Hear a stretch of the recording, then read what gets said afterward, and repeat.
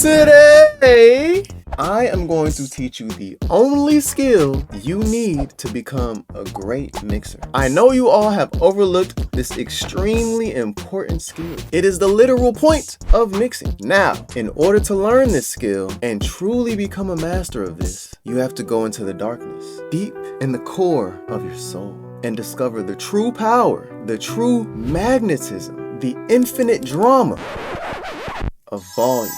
Everything in mixing is volume. Everything. Gain staging, volume. Overall relative balancing between each sound in the song, volume. Panning, volume. Compressors, EQs, de-essers, transient designers, parallel process, reverb delay, side chaining, automation, limiting, clipping. Everything is volume. I know you can see it now, but you are not a master at this yet. So keep watching the video. It is about how you manipulate and control volume over time. How you use this powerful skill to command an audience will be the determining factor of you being a little amateur, you becoming a master at mixing. In this video, I'm going to show you how volume is connected to emotion, personality, and energy, and how all of that other nonsense is just a waste of time. So if you're liking the vibe, like and subscribe. Let's get into your video. Okay, first up, volume balancing. We're going to get this one out of the way because it's extremely important, but it is also the starting point. I am going to mute the vocals and play the instrumental because this is a dance song and the levels of each sound is very important. There are certain sounds that communicate a lot of energy and emotion for this type of record. So let's play the instrumental.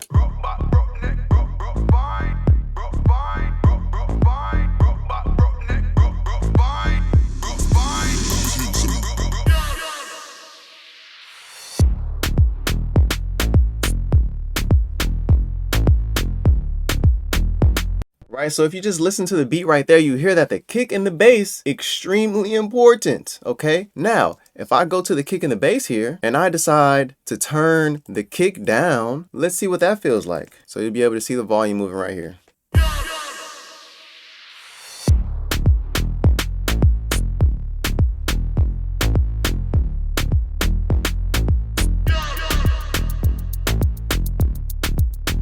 Now it's a little softy song. Who was dancing to that? Bring the kick volume back.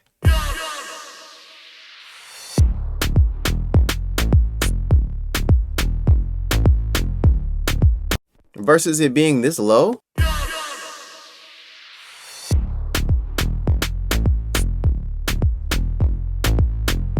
Now it's just a song in the background versus when the kick is at the right level for it to just communicate the right energy, the right amount of punch and existence in this song. It is on point. Now we have this main bass, the same situation. Let's see what happens if we turn this bass element down.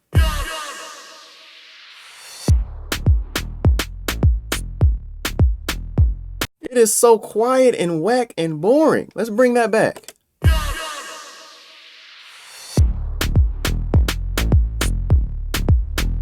It's commanding the stage. It's like, you gonna hear me today. We're dancing, we're grooving. The elements of this song has been created, produced, and arranged in a way that the energy is there. Now with volume balancing, I am leaning into that. I'm enhancing that with literally just volume. You saw how if I turn down the kick and the bass, the vibe of the record changes. Extremely important right there. We cannot go past this point if you don't get this, okay? Me changing the volume of just one sound in this song totally changed the emotion of the song. It's a dance song, and this type of dance song, the kick and the bass needs to be at a certain level to communicate dance. If you watch that and you get that and you go with that philosophy with when you balance every instrument in your mix, you have gotten 70-75% of the way, maybe 80. You feel me? If you can get that, this is why I want to talk about this first, okay? If you can get that down packed, you're farther than a lot of people, okay? Because this communicates an emotion. Now, I want to talk about these little vocal samples right here because there is not much music in this song, and that's done on purpose because these producers are incredible. They know what's going to make people dance. So, like, give them the dance. Now, let's listen to these vocal samples real quick along with the bass and everything.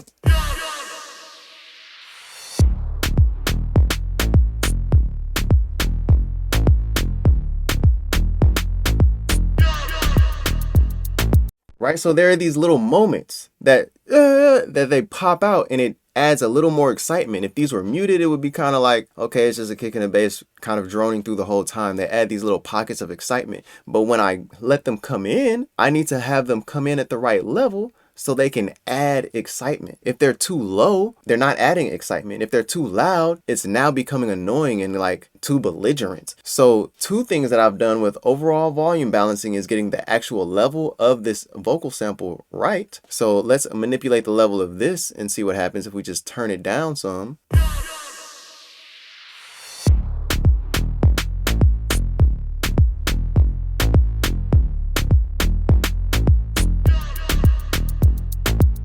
I mean, it's like, it's whatever. It's not as exciting, but it's just kind of like in the back or whatever. It's more like a, if you hear it kind of thing. So there's that element, getting that level right. But then what I did is I added a reverb to it to give it a little bit more excitement. So if I just mute this reverb and play this moment right here.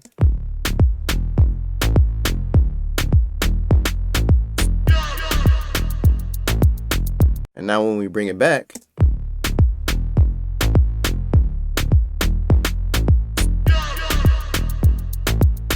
it's subtle-ish, but it just enhances and elongates that tail. Again, there's not much music in this production, so I can add some more sustain and some more excitement to that reverb to make that moment just a little bit bigger, just enhancing it and emphasizing the emotion there a little bit more. And all that is setting the right level of the reverb. Like, this is the most basic reverb ever. It's the kilohertz reverb. It's not even nothing crazy. A little bit of lo-fi on it, and we made it a little bit wider. And then we just EQ'd it like it's nothing crazy, okay? Just a little more additional excitement right here, and you get the level right for it, so it adds to that. Very simple, basic, fundamental stuff, but extremely important. Now, this is a YouTube video, so I'm not gonna make this video like 2 hours long, but you're getting the point, okay? I go through and I do this with every instrument in the song, and sometimes I'll do this in instrument groups, like maybe I'll have a bunch of horns or a bunch of strings, and I can manipulate that in a group fashion, but I have to make sure that each instrument is contributing at the right emotional volume for the song so that it can give the effect that's desired. And I'm also doing that with my effects, with any reverbs, any delays, anything that I'm adding. I'm doing the same thing, the right emotional volume, the right emotional level for that sound. And it's important to note that, like I was saying earlier, different genres have different levels because different instruments carry the emotion of the record. A hip-hop song may have way louder drums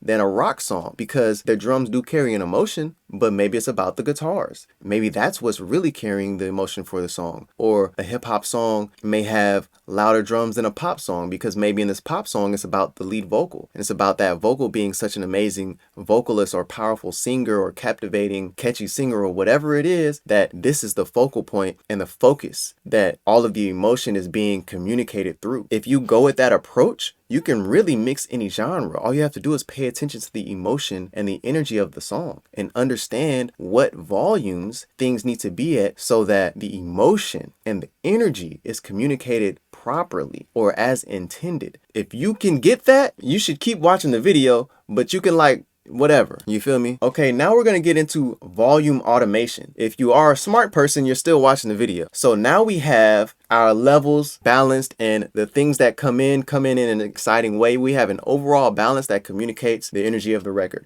But this is where we use volume yet again to enhance the energy even more. Now I've switched songs because now I want to talk about volume automation and specifically starting off with microdynamics. If you don't know what microdynamics is, it's the dynamics at an individual instrument level or even at a group level of instruments. And then macrodynamics, I look at it as the overall song, the macrodynamics of the entire song. So maybe drums is a part of macrodynamics or whatever. I don't know. We're going to talk about it though. We're going to figure it out. We all know the biggest trick in the book for these plugin companies is to make the sound louder as soon as you instantiate the plugin. But normal people feel the same way because when you put the plugin on and it gets louder or brighter, you're like, oh, that's better. But imagine if someone was listening to your mix And over time, it just kept getting a little bit louder, a little bit brighter. They'd be like, dang, this song just keeps getting better and better. All right? But people are compressing the crap out of their mixes, and they're already getting tricked by the louder and brighter effect. There's no more room to push any loudness or brightness as the song progresses. The song is already maxed out on brightness and maxed out on loudness from the beginning. So there's no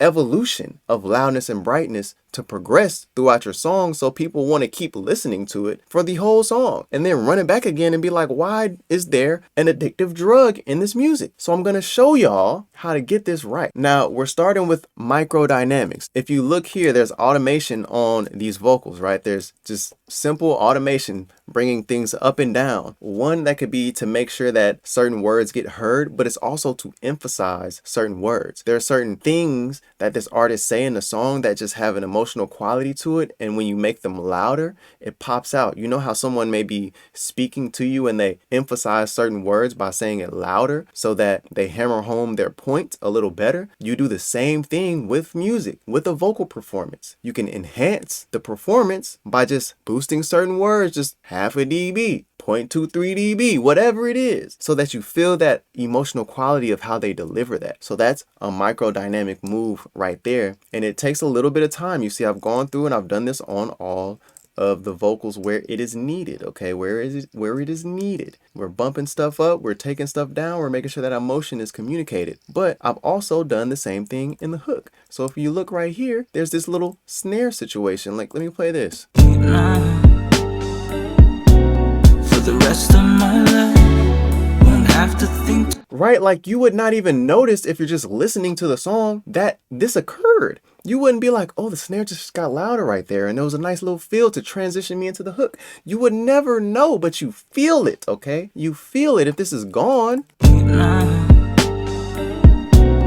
the rest of my life, won't have to. I mean, it happens, but it's not the same.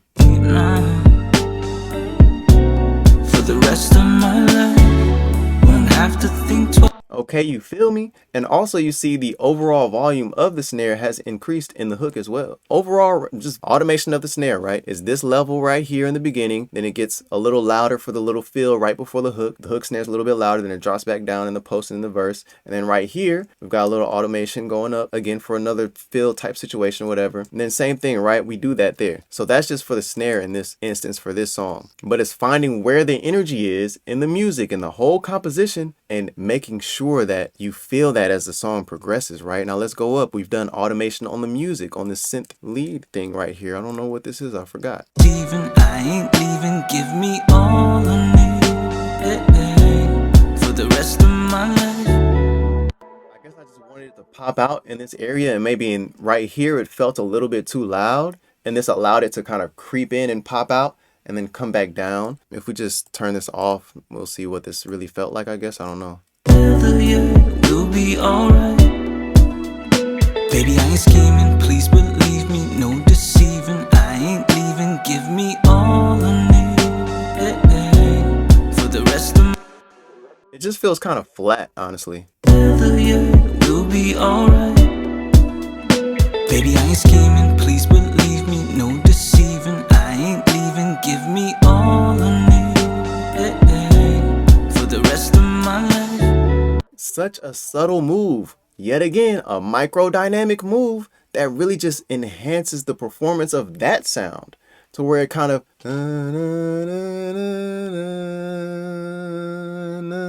instead of just doing it like this, which is just kind of boring. It's a little uninteresting. And there's more automation in certain moments with that as well. And then there's the same thing going on here, just automating certain parts up for more energy in this hook, right? Baby, I ain't scheming, please believe me, no deceiving. I ain't leaving, give me all I need for the rest of my life. Just more energy. And then there's certain parts where I'm turning down the guitar. What some people would do is try to compress it. But now, if in order for me to compress this, look at this, like, come on now. This is, again, I'm giving y'all so much game, bro. Y'all. There's a life and a performance and an emotion to the volume and to the levels of this guitar. Like if I play this guitar, okay, I'm gonna play it from right here.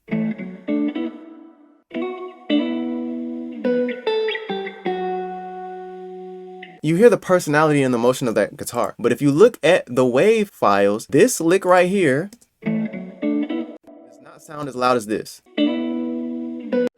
That sound louder than this, right? But I've turned the volume down on this right here. So what people don't realize is, although this sounds louder, so you would want to compress all of the guitars so that it could sound lower, you're actually compressing something else that is in reality not as loud, but you think it's louder. I don't even know if I'm saying this right. By wanting to compress this, you're compressing other things that are not as loud as this perception wise, but this is still getting compressed. And the life of that note is being taken away because your compressor can't tell that, oh, let me leave that note alone because that has such good energy and it's at a good volume. That one's fine. Let me not compress that one right there. Let me only compress this. Your compressor can't tell the difference. It's only going to go off of the waveform. So you have to listen first and be like, oh, everything is fine except this. That's why automation is so important. And that's where people say that you're compressing the life out of your mixes. This is what we're talking about. Your compressor can't tell the difference, okay? It's not possible. It's not possible yet, at least. I don't know. So I'm just using automation to turn down this note to where it's at the right emotional level instead of compressing the whole thing and destroying the emotion of this performance. You get what I'm saying? Super important. This is where microdynamics is super important. You see, if I actually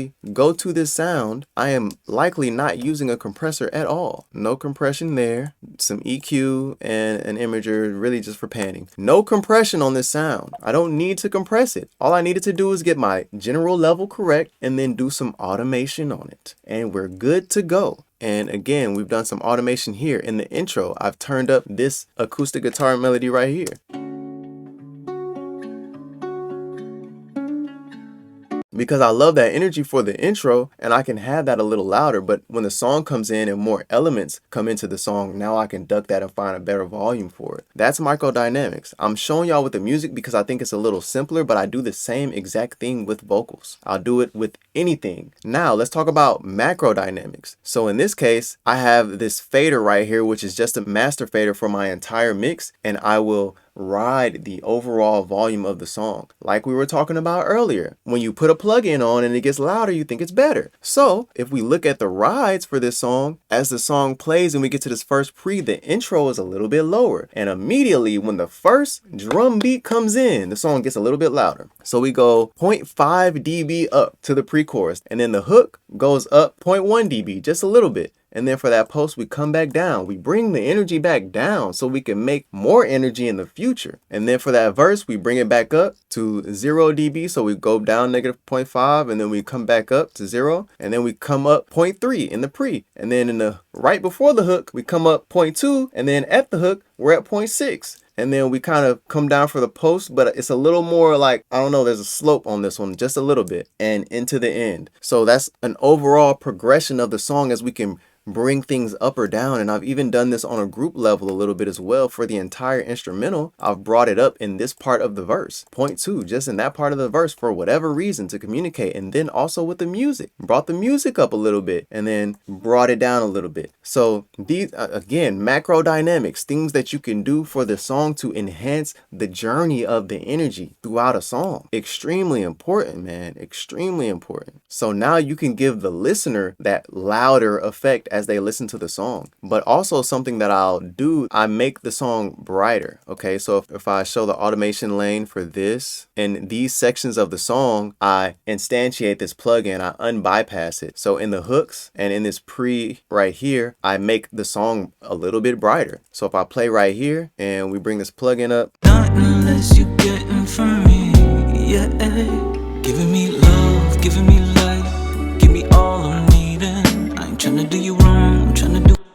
Well, I realized that I've adjusted the mix. So maybe it was a little bit too much. And so I've adjusted the mix so that it could be whatever I needed. And maybe I adjust the mix at some other points or something. I don't know. Okay, so right here it's at 99%, but at the end it's at 33%. Whatever. But I'm making the song just a little bit brighter in certain sections so the listener gets the louder and brighter effect. Now, they don't know it. Now, I'm not saying you need to crank the top end to like outrageous levels so that when the hook comes in, everybody's like, oh my gosh. But I'm just saying, just subtle things, just little bits of spice, extra spice here on the hook. It has an effect to the listener, and they're not supposed to notice it. They're not supposed to be like, dang, when the hook comes in, it gets way super crazy bright. No. You done it wrong, because now they're caught on to your trick. You feel me? You got to do it in a way that they feel it, but they don't notice it, okay? They just feel it, all right? Unless you want it to be noticeable, then that's a totally different situation. Okay, panning. Again, panning,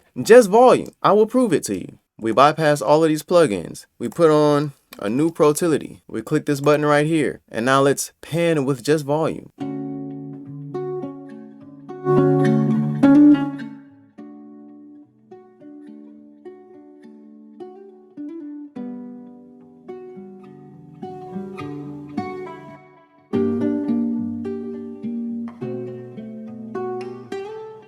Literally panning is just volume, okay? It's changing the volume between the left and the right speaker. That's it, all right? But we cannot breeze past panning like, oh, it's just volume. That's cool. It is extremely important, okay? Panning is extremely useful when you need to get things out of the way, but also when you need to build a stage, when you need to place instruments and people in this performance in a place. If I'm watching a performance on stage, everybody's not going to be right up next to each other playing the instrument, okay? They're going to be a little bit of distance from each other. Like, back up, give me some space, you feel me? Right? So that's what we're going to use panning for. But also there are important things that are in the center. Generally speaking, again, there are no rules, but generally speaking, lead vocal, kick and snare, bass, in the middle, right? So me panning things left and right to get them out of the way of those center elements is extremely helpful and extremely useful. Like in this case, I'm using Protility to do just that with the music and with some of the drum elements. Even a snare, like panning a snare just one to the left when it's directly in the center right up against that vocal, it could just allow me to give that vocal just a little bit more separation, like just pull that snare a little bit away. Nobody's gonna notice. They're all still gonna think it's right down the middle. Just 1, 2, or 3 to the left or the right. And the same thing with this open hat. It might have been right down the center. I don't remember, or whatever, wherever it was, just a little bit more to the left, right? And then let's really talk about the music though, because that's a lot of times the main offenders. So if we just solo up all of this music.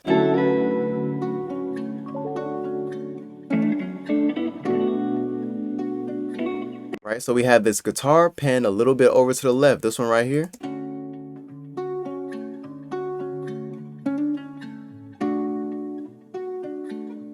Just putting a little bit more to the left, getting it away from things in the center. And then we also have this, I'm using the S1 to pan this a little to the right.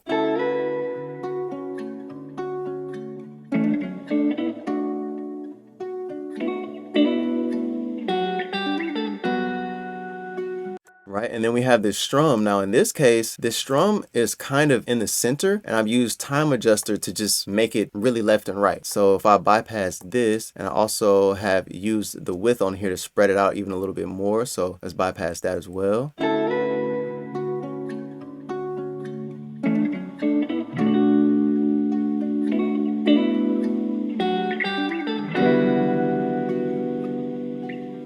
So that's kind of just in the center. I'll play it in solo.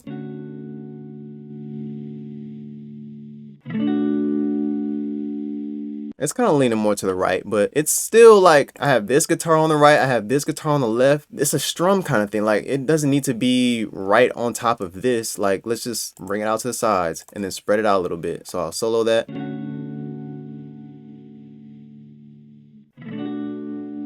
So now it's working that way, and we can play these guitars.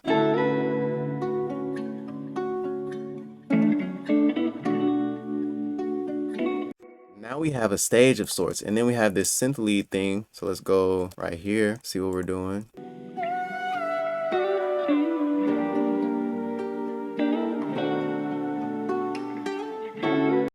So on this one, I'm automating the pan. I don't think that was happening at all. It was just in one location.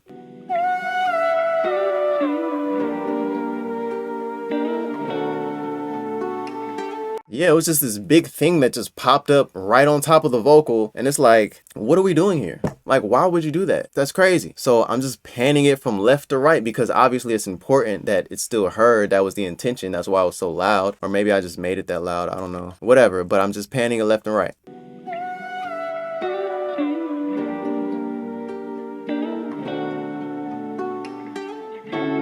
fire. It looks like we got a little whiff going on there too. And then we have this electric piano. Now this, let's solo this.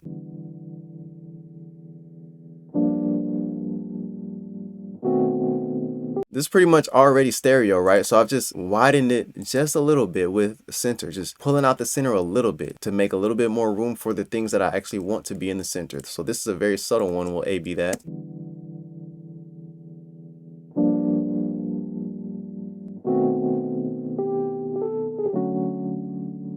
Because it's already stereo left and right, and that's nice, that's good. So we're just doing that, and we're doing the same thing with this organ, pretty much a similar type of situation, just slightly 0.5. Organ comes in here.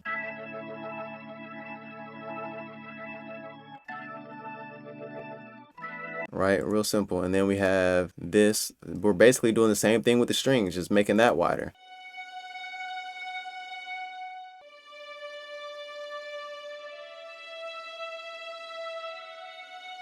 Extremely important to make room for the things that you actually want to have in the center and take advantage of stereo. We have a whole horizontal plane to play sounds on. Let's use it. You feel me? Especially if it's helpful for the entire song. Let's just spread it out. That's all I'm doing here. Now EQ. It is quite obvious that EQ is merely just frequency volume, okay? Like there's no need to overthink EQ at all. Now in this case, I've used on this vocal, I've used high pass filter. We've done a huge dip, almost 16 dB shelf right here, and then we've come up a little bit on the low end. So this is quite drastic with this plugin, but that's what it called for. And we're dipping some here as well, and we're doing a little boost, blah blah blah, and we're doing some dynamic stuff here, blah blah blah, right? But let's solo these lead vocals, and let's go to the hook right here. So let's do the hook vocals. Let's bypass all the plugins. Let's just listen to what is happening. For the rest of my life, won't have to think twice.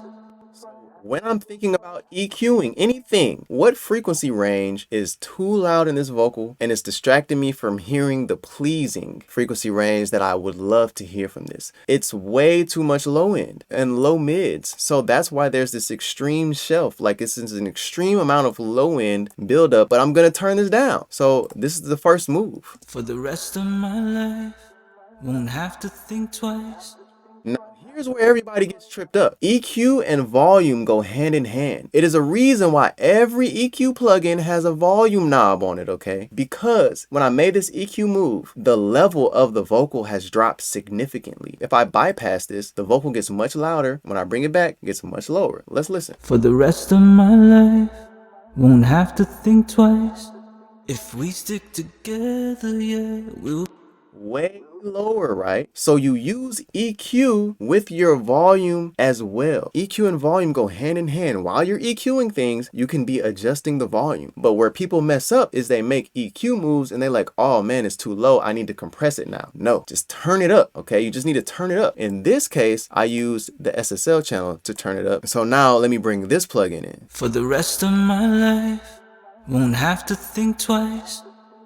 So if I A-B this, so let's just do that, and so I can do Shift A and do a quick A-B, and we can listen to what it sounds like without and with. For the rest of my life, won't have to think twice. If we stick together, yeah, we'll be alright. Baby, I ain't scheming, please believe me, no deceiving. I ain't leaving, give me all I need. For the rest of my life. Case, it's still a little bit lower, but it's more comparable, right? And so after I've made this move right here with this plugin, relaxed a lot of that low end that I was hearing, which is the main move, all we've done is tonally shape the vocal sound. It was too much low mids and low end in this vocal, so we tonally shaped it in a way that sounds like a record. That's it. We've just used frequency volume to do that. It was just the volume of this frequency range was too loud, so I'm turning it down. That's all it is. Like, don't have to overcomplicate this at all, right? Just turn down that frequency range because it was too loud. That's all we did there. And then in this case, when we bring the SSL in, we turn the overall volume up with the line trim here. And then there's this frequency range that was too loud, and then this one was a little too low. So we just bring that in, and maybe we can bypass the EQ here so we can hear that change. For the rest of my life, won't have to think twice. If we stick together, yeah, we'll be alright. Baby, I ain't scheming, please believe me, no deceiving. I ain't leaving, give me all I need. Just a little bit of that low mid still needs a little bit more turning down, just a little bit more. That's all. And now we're in a good tonal spot. There are still some things that need to be solved, right? So, you know, we have some more EQ. For the rest of my life, won't have to think twice. If we stick together, yeah, we'll be alright. We got a little high pass. For the rest of my life, won't have to think twice.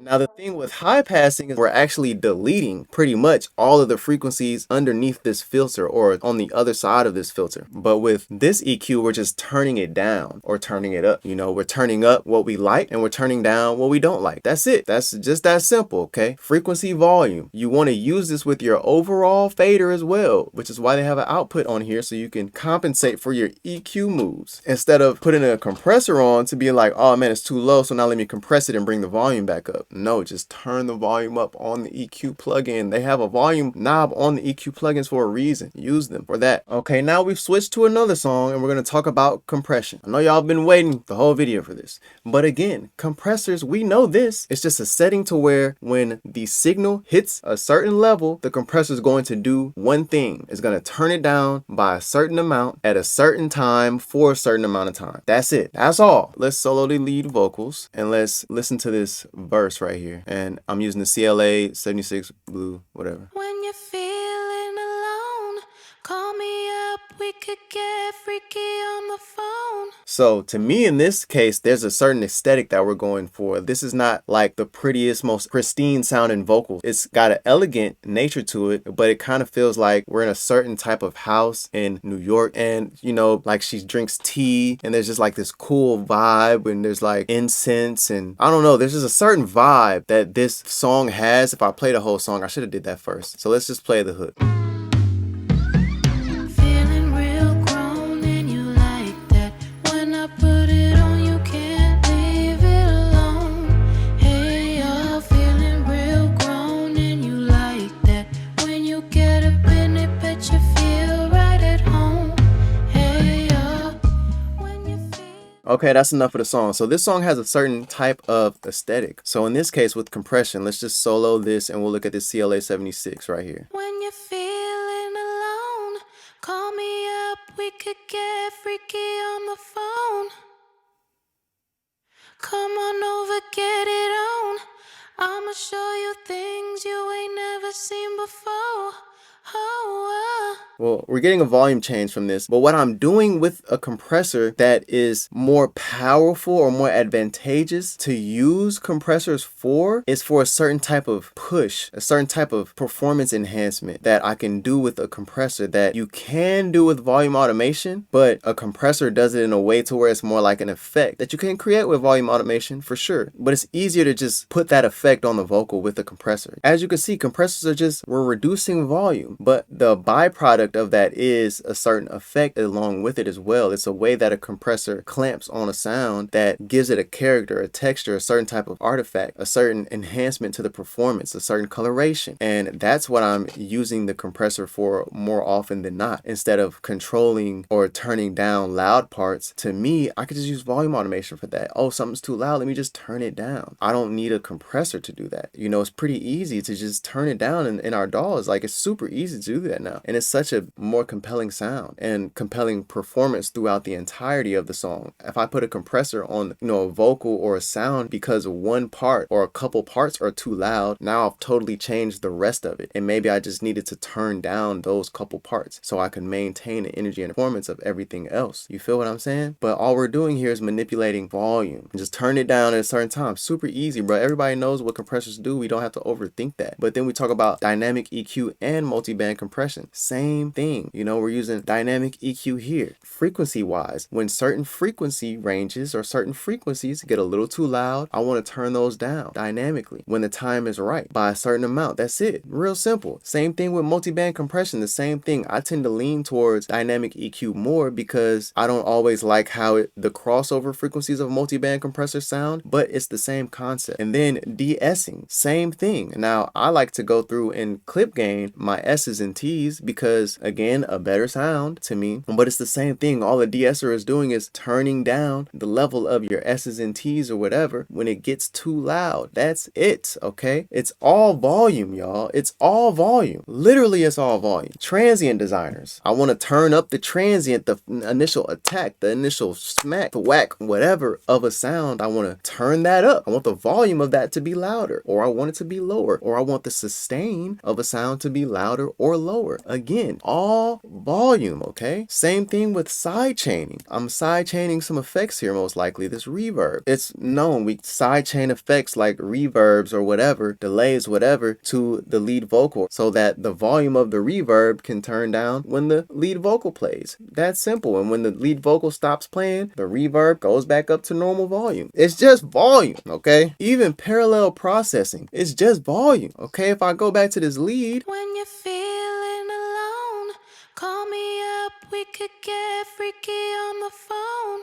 now this may be something that's a little subtle, but I just wanted a certain energy. This DBX 160 compression, When you're feeling alone, call barely compressing, a little bit of this drive here, and then this frequency range. I just wanted to turn up the volume of that frequency range in a certain way with a certain character to give it what this DBX brightness and presence. That's all I was looking for with this. It's the volume of that range to come up in a specific textured and character way. I kind of think of parallels as me creating my own type of EQ, my own type of energy and emotion that I can blend back in, or so that I get the feeling that I'm looking for. And this is also something that you can automate the volume of throughout a song. And then if we talk about limiters and clippers, same thing. The only thing a limiter is doing is literally just a compressor with a higher ratio. Is doing the same thing, okay? So you get it, right? It is literally all volume. Your job here as a mixer is to be a master at the utilization of volume. It is all volume. The levels of reverb and my effects here, it is all volume to get the levels at the right place so that it emotionally resonates with the people. It is all volume, okay? All of it. It's just volume. Get all of this extra goobly gop bull crap out of your head and realize that my number one tool here that I have to make greatness is volume. Mixing is already complex enough, but it's really just volume. If you really think about it, it's just volume, okay?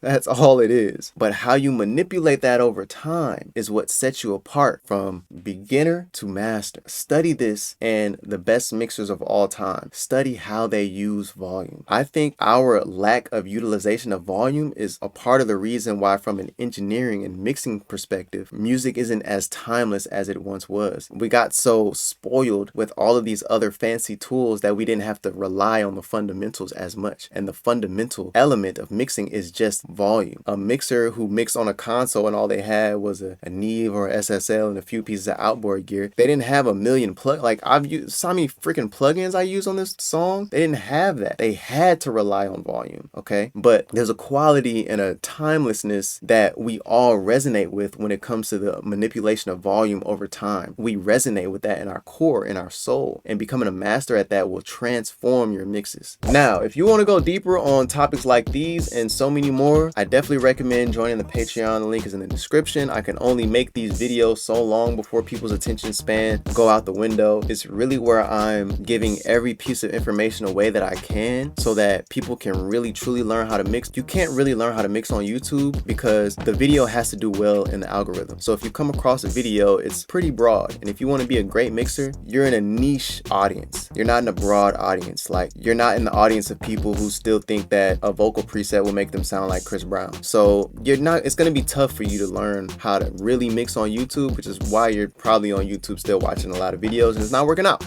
If you really want to learn, join the Patreon, send me a message on there. Let's talk. I'm also affiliated with a few plugin companies now, Waves, Safari Pedals, and the gear company Sweetwater. So if y'all do want to purchase any products from those companies, I got those links in the description as well. And as always, if you're liking the vibe, like and subscribe. I'll see y'all in the next video.